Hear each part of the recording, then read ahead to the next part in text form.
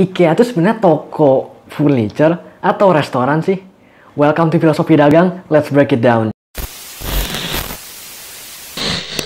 Halo guys, nama gue Marshall dan di Filosofi Dagang kali ini gue bakal bahas kenapa IKEA tuh menjual makanan.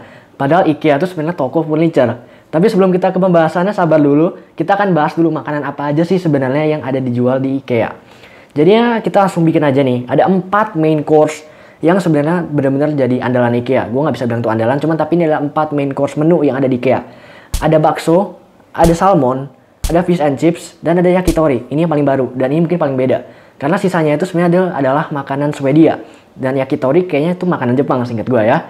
Nah, terus apa hubungannya makanan-makanan ini dengan furniture? Jadi hubungannya kayak gini, gue kasih lu cerita aja. Misalnya lu datang ke IKEA. Oke, lu datang ke IKEA dengan tujuan membeli sebuah furniture. Lu datang, terus sebelum lu pergi ke tempat furniture, lu lapar. Lu makan dulu dong. Lu makan, lu beli salah satu menunya di sana. Lalu lu makan, lalu lu pergi untuk pergi ke furniture, terus lu keliling. Lu keliling, terus lu ketemu satu sofa yang lu suka. Begitu lu telusuri, ternyata sofanya tuh harganya 5 juta. Tapi pas lu pikir, ini sofa tuh mahal atau murah sih? Karena lu nggak pernah beli sofa, dan lu juga nggak tahu harga pasaran sofa tuh berapa. Dan kayaknya sofa juga nggak ada harga pasarannya kan? Nah lu pusing nih, ini sebenarnya murah atau mahal? Tapi lu terbayang saat lu sebelum ke tempat furniture, lu tadi makan di restorannya IKEA.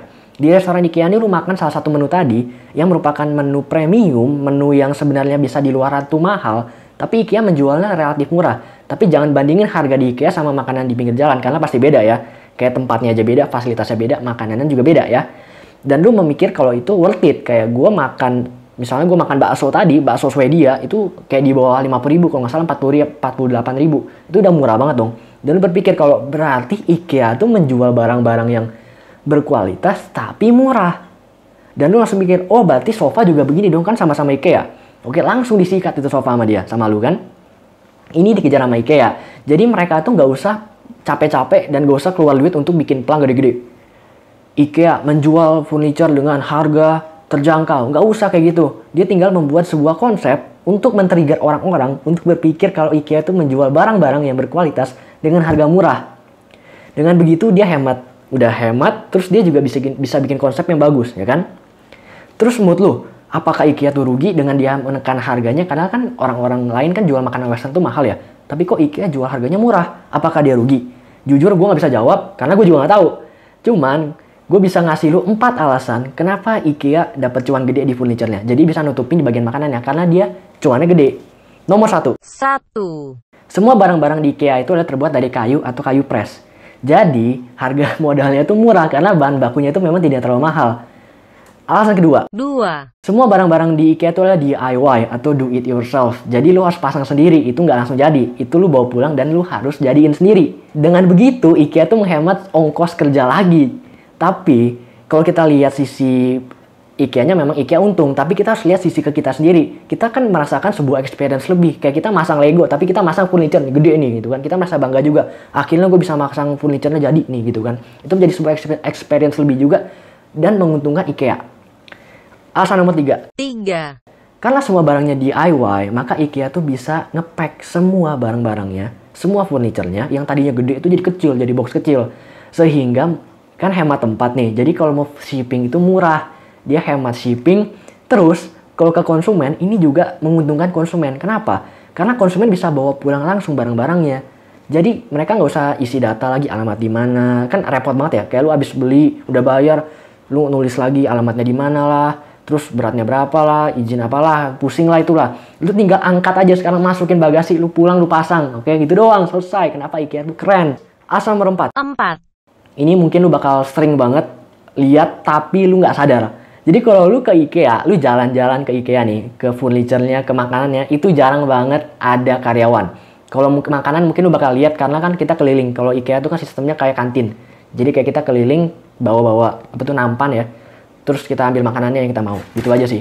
Tapi, kalau lu ke tempat furniture, lu bakal lihat jarang banget ada karyawan. Karyawannya tuh paling sedikit 1-2 doang.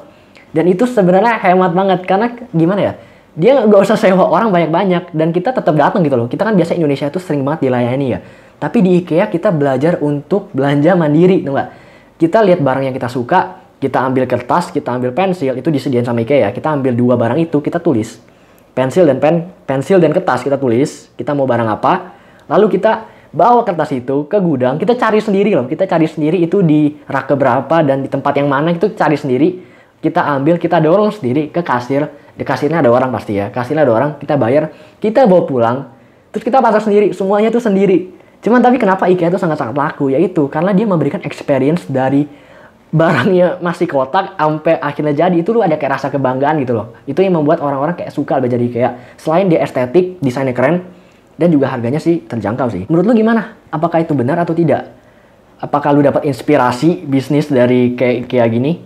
Tapi mungkin bakal ada orang bilang kayak, wah berarti gue selama ini dibohongin sama IKEA ya. Wah IKEA untung gede, gue dibohongin nih. Jangan mikir seperti itu, karena kita bukan cuman beli barangnya doang, kita beli experience-nya juga. Kita jangan kayak matokin, wah IKEA bohongin gue, jangan. Tapi kita mikirnya gimana caranya kita bisa bikin sebuah brand sama kayak IKEA. Itu yang keren kan, kita gimana cara kita membuat sebuah value, tapi kita nggak usah keluar duit. Kita nambahin value, malah kita yang cuan, itu pasti kan. Teman, tapi karena kita nambahin value, berarti kita nambahin modal. Kalau ini kita malah ngurangin modal loh. Kebalik, IKEA tuh dia malah ngurangin modal. Itu kerennya IKEA. Lu pengen tahu tentang brand-brand atau cerita-cerita brand lainnya, lu boleh banget subscribe di bawah dan nyalain loncengnya biar lu jadi orang pertama yang tahu kalau gua upload video baru. Keep grinding, Marshall out.